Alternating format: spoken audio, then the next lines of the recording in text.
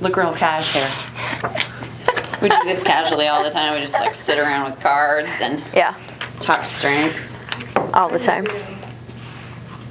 Why are you out of order? I like it to look casual. I know, but they're out of order. I know, all my stuff's out of order. I know. It drives me nuts. Okay. Hi. How do we want to start today? I don't know. How do you want to start? International Women's Day. I know. But strengths is for all. Strengths is for everyone. Is for everyone. Not just women. You're looking for something funny? That was it. We already have it. We already have it. For the past 10 minutes. Oh, great.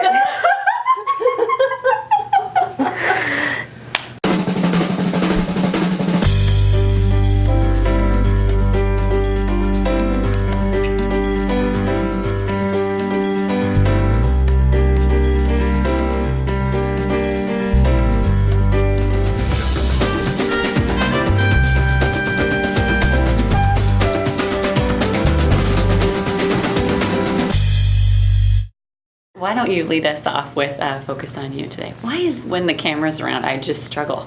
Yeah, it's difficult. It is. It's difficult. We have strengths conversations all the time.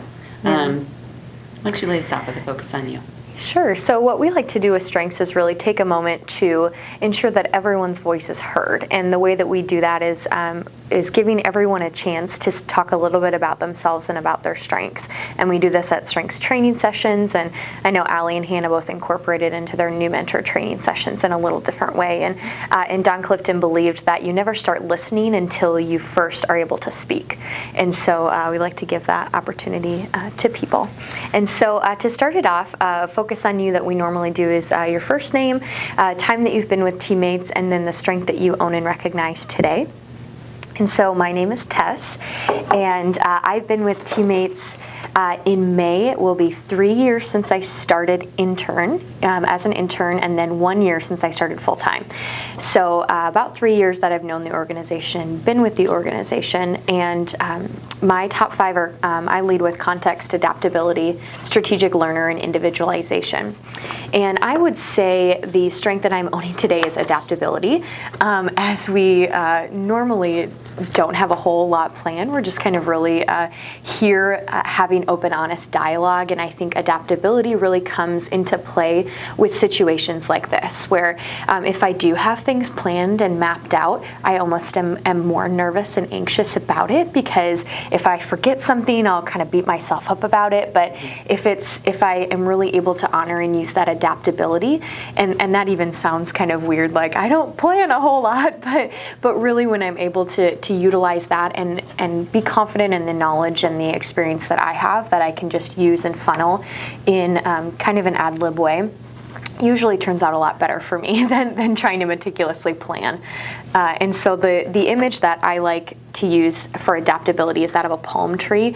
And this was an image that one of the senior learning development consultants, Michael Liebrant, uses to describe adaptability. And it's this idea that a palm tree is strong at its core, but is able to move and bend with like hurricane winds or waves.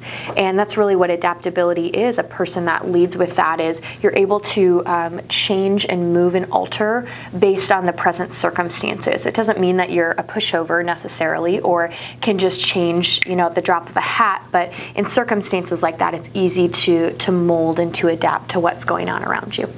I love that you said funnel ad lib, which I think really speaks to your strategic with your adaptability. Mm-hmm. So I'm Allie. I've been with teammates since 99, and a strength that I recognize and own today, this is going to blow your mind, I'm going to choose strategic.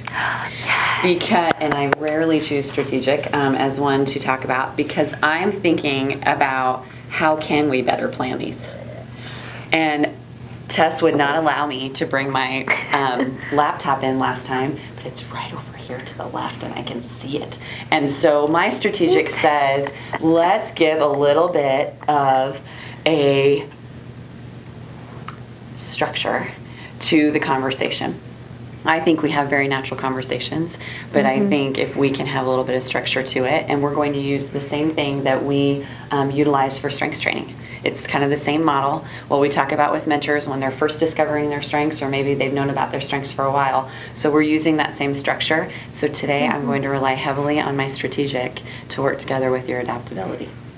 And this is what I love is that so many strengths, even though there's 2 lines of a basic definition for each of them, they can look so different on different people. And so that's one that Allie and I like to talk about a lot because it's the one that we share in our top 5 with each other. But our strategic manifests so differently in each of us based on our other themes. And so Allie talks a lot about her strategic in terms of pathways, all of the options moving forward. So she draws it as a road.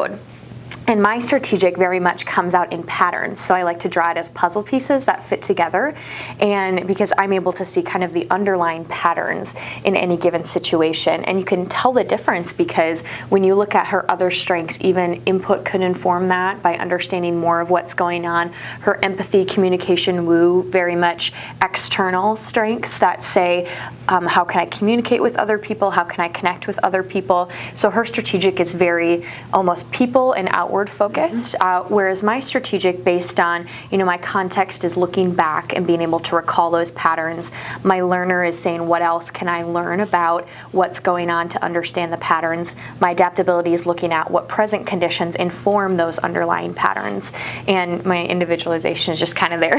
but it's neat to see how our other themes, and you'll see this in all the people that you talk with, is you might have people that have very similar themes, but they look so different because your other themes help shape those themes as well, but also in addition, an individual's life experience and their values as a person that walks the planet really also inform your strengths. So I'm just going to pause a moment and strength spot.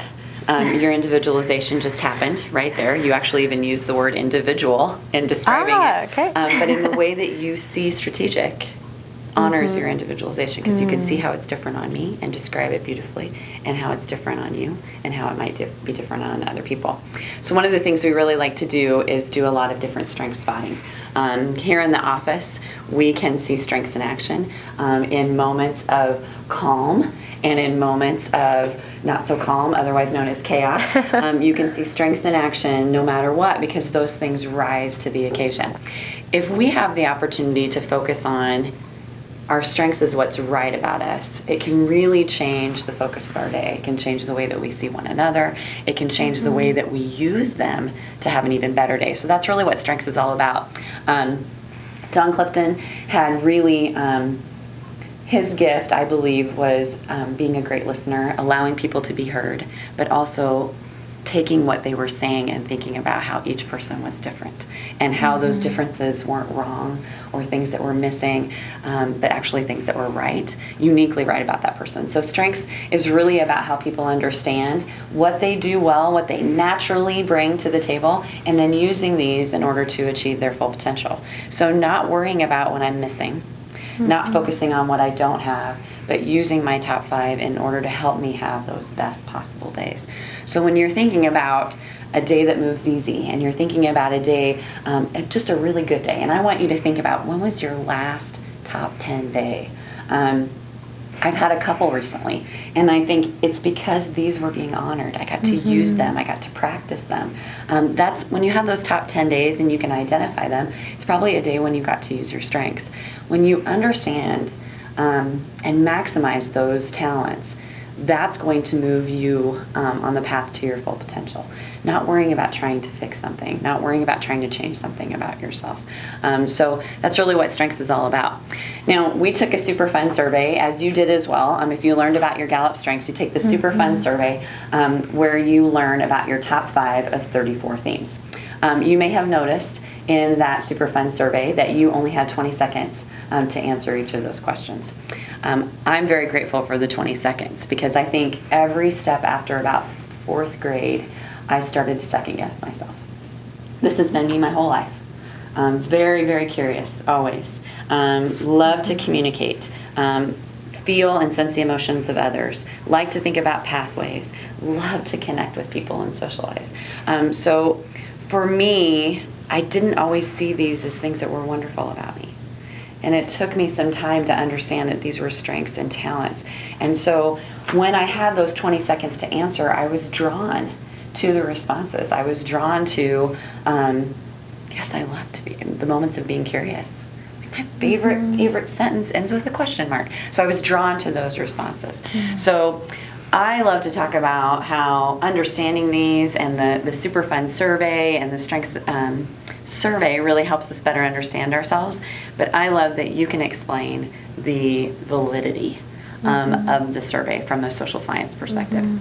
Yeah, so when you took the Super Fun survey, we just talked about those 20 seconds that you had to answer the questions. And that's really in order to get a person's gut response for how they would answer. And so if you noticed, and I remember when I took it, 3 or 4 years ago now, it frustrated me to no end. But on the survey, each side wasn't necessarily an opposing element. And so there wasn't, okay, I am, emotional or rational or whatever you would think of as opposites in our culture. That wasn't what the survey was about. It wasn't what each question was about. They were sometimes things that were very similar or just had a slight difference. And it really pushes you to choose which one you're more gravitated towards. Now, obviously, there were questions that I answered neutral because neither one pulled me or both pulled me so strongly that I couldn't sway myself to one end. But the beauty of the instrument is really that it not only assesses where you put yourself on that scale, but it times and measures your response rate to it. And so it's a very, very sophisticated tool in itself. Because of that dual element, it really gets at who you innately are and how you're wired, regardless of your conditions. And so if, Hannah, who works in our organization, she has positivity as number one. And even if Hannah, the day that she took the Super Fun survey, had like the worst day, was feeling like crap, didn't have any positive outlook on the world, because she's wired to be positive, even though she wasn't feeling positive in that moment, positivity still would have come out very strong. It may have come as number two instead of number one in that moment, but likely not, because she's innately wired to look at life half full instead of half empty. And so even if she would have been feeling crappy, that would have come out strong. Right. Even if your woo was in the dumps when you took it, woo would have still come up there, because that's how you're wired. You're wired to make those social connections. And so really, like Ali said, these strengths have been our strengths for our entire lives. And really, they have grown and they've shaped and they've formed and they've sharpened as we've gotten older. But I can look back and I can see my strengths in action when I was young as well. And it's pretty neat to look at that.